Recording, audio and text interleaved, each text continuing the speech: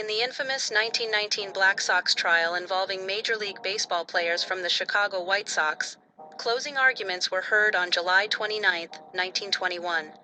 Assistant State's Attorney, Edward Prindeville, closed for the prosecution by arguing, quote, "What more convincing proof do you want than the statement by the ball players? Joe Jackson, Eddie Cicotte, and Williams sold out the American public for a paltry $20,000. They collected the money, but they could not keep quiet. Their consciences would not let them rest.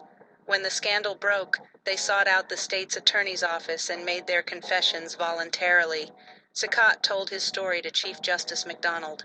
Then he told it to the grand jury. He was followed to the grand jury room by Jackson and Williams. On evidence which they gave the jurors, Bill Burns, the state's star witness, was indicted.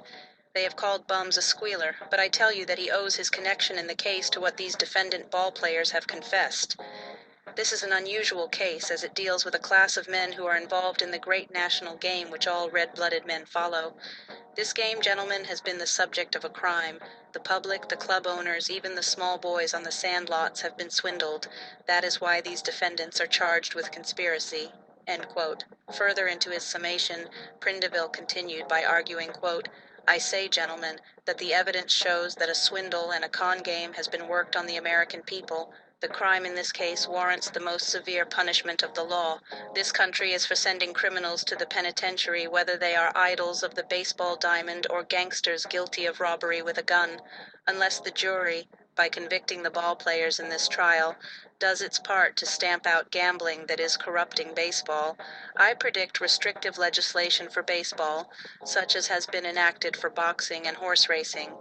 The state is asking in this case for a verdict of guilty with 5 years in the penitentiary and a fine of $2,000 for each defendant." End quote.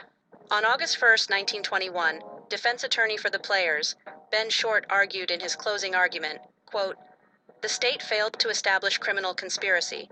There may have been an agreement entered by the defendants to take the gamblers' money, but it has not been shown the players had any intention of defrauding the public or of bringing the game into ill repute.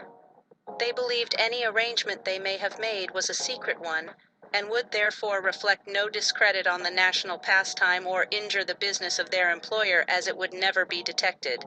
End quote. The players were acquitted in criminal court, but they were banned from Major League Baseball.